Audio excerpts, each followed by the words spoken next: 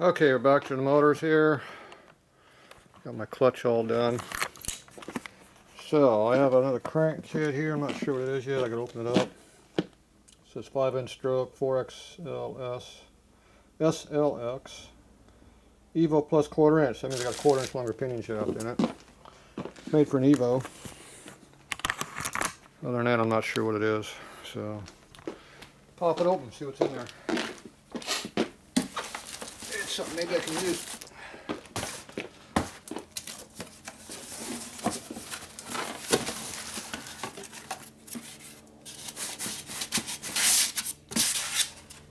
Appears to be a whole crank.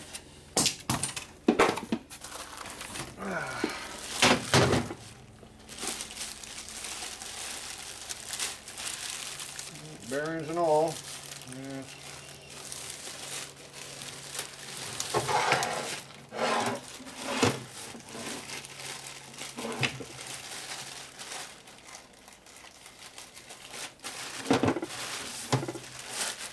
Alright. Appears to be a short rod S&S crank. So it's definitely got an Evo pinion shaft in it. Long snout here for lake cover. So it's basically the same thing I got in here already, except this is made to fit in my motor. This one's not.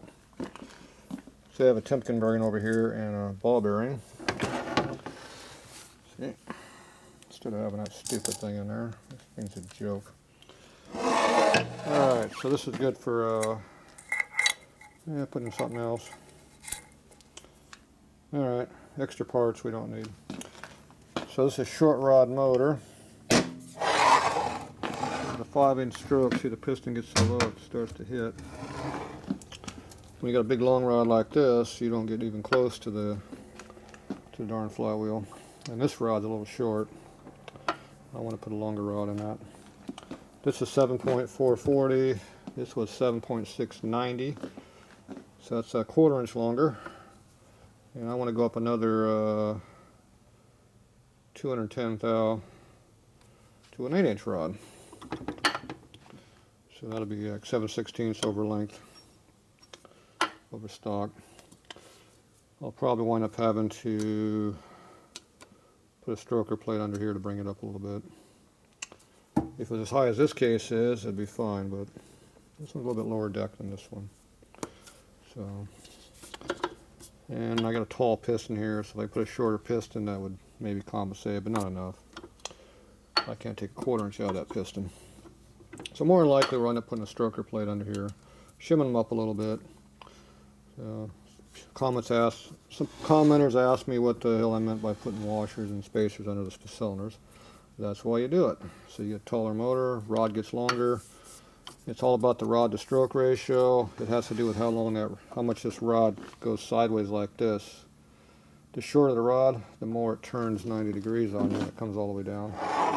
So it gets a pretty sharp angle down here, which puts a lot of stress on the rod and makes them break. It also puts a lot of piston loading on the skirts of the piston, which makes them break and have issues. And if you're beating on it really hard with nitro, you'll break stuff. On a gas motor, you get away with a short rod like that. On fuel motor, it'll break it. Like I said, this broke the rod that was this length. And like I said, I want to go to a rod like this length here, which is 8 inches long. So I'll have it better length. Now this rod here is an Evo pin. Oh, this is a shovel head pin. That's right. Yeah. So this crank's coming apart. So I can take this rod and put it over here. Or I can take the other rod where it ran off to, this rod, and use it. This has a 7/8 pin, which is looser, see. So I'm not sure. For mock-up, see, most of your big pistons have a 927 size, which is this size. That's why I wanted to use this rod. But I need longer rods, so I don't know. For now, I'll probably leave it the way it is, but I gotta take this apart and bore this hole out so the cylinder will go down, so I can at least mount it up. But I'll make a decision on that. This crank here is not going to work, so we're not going to use it. This crank is coming out of here because we're not going to use it in this motor. I'm going to put a 80-inch stroke length, 4 1/4 in here. So it'll be 4 1/4 by 4 1/4, 120 motor. This is going to be the stock motor. So this one we're going to put 3 13/16 bore cylinders with an 80-inch crank. And that'll give me 97 inches. That's one combination. The other combination is to do a stroker motor. You can do a 4 3/4 stroke with 3 5/8 cylinders, and you'll be 98 inches, 1 inch bigger. Go with stroke instead of bore. And then the other combination, I got some 3/4 bore cylinders, I think, and that would be, let's see, that's an 1/8 inch bigger. Got to lose a quarter in a stroke. That'd be a 4 1/2 inch stroke by 3 3/4. Maybe I can go 4 1/2 with that combo, I'm not sure. But the problem with that is 4 1/2 stroke doesn't make a lot of power usually. So, I don't know, I gotta make a decision on how I'm gonna do this one. I have a few different bore stroke combos to play with. So, we'll play with that a little bit, figure it out. The other motor I'm gonna use this motor over here for my big ass motor. So this is the one I was working on 3 or 4 years ago. So this is my 4-cam panhead motor. So I'm going to yank this thing out here in a few minutes and see what I can do with that. I can't use these cylinders though. These are only 4-inch bore cylinders, and they might go 4 1/8 if you bore them out a little bit. They're 4030 right now. These are 8-bolt pattern. These are top fuel cylinders from the 90s. This is S&S stuff that they claim they never made. Flying bastards. And this is that B1 head I think I showed before that I guess they never made a B1 S&S head either that matched their S&S cylinders. They probably never made that either. So anyway, they forget what they did. All the good people left S&S, now they're turning into an OE manufacturer, they're junk. Alright, so we're going to have 4 motors. One we're not going to do anything with for now. It's a push rod motor, so records are pretty stinking high on that, but yeah, I can always use it. I can always make it it's a 140-inch motor, running 180-inch class. So, yeah, it'll work. You can always do something with it. This one here, these other ones are going to be vintage motors because they're original cases. So they're panhead motors. Antique vintage means you got to use, for land speed race, you got to use original cases, original heads, everything else, you can do what you want.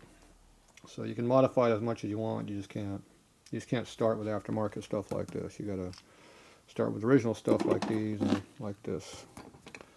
So this is the case here. It's been broken, repaired all through here.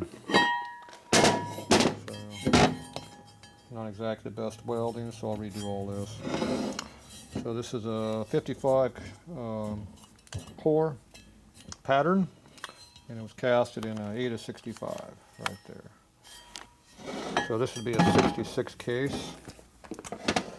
This one here is a 65 core, and it was cast in, yeah, was that 6 or 8/67?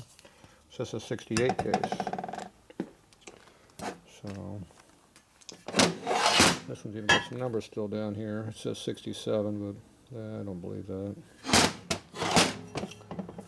8/67 casting, and they're going to be doing a 67 bike. Not very likely. I think somebody made their own number. I ain't going for it. And this one here, the number is disappeared for some reason. Somehow it got rubbed off and they blasted it. Yeah. So, anyway, it's a race case. We don't have to worry about VIN numbers. So this is a fairly decent case. So I got 2 other cases I was thinking about using. They were panhead cases. There's a 62 or 3 case. There's a 58 case. They were all blown up, so I like that because I was gonna modify some stuff, but I decided to just go with this. This motor is a 69 shovelhead case, so these both are shovelhead motors. So if I match up the cranks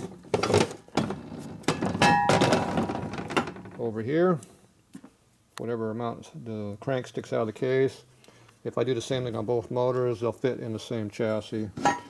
You just plug and play. Yank this one out, put this one in, vice versa. So that makes it easier to do, but I don't know if I can come up with that combination where they bolt in and out like that easy, but they'll be close. We're obviously going to have to bolt to this surface here, and I'm going to use an alternator style inner primary. So use a 5-speed soft tail transmission. That bandit clutch I was just playing with, electric start, so I can start the pig. I don't want to use an external starter, that's for drag racing. Land speed racing, you're more on your own up there, so you don't need a bunch of complexity I don't need. Alright, so that's where we're at on this. I'm going to go ahead and clean this mess up a little bit, and then I'll be back.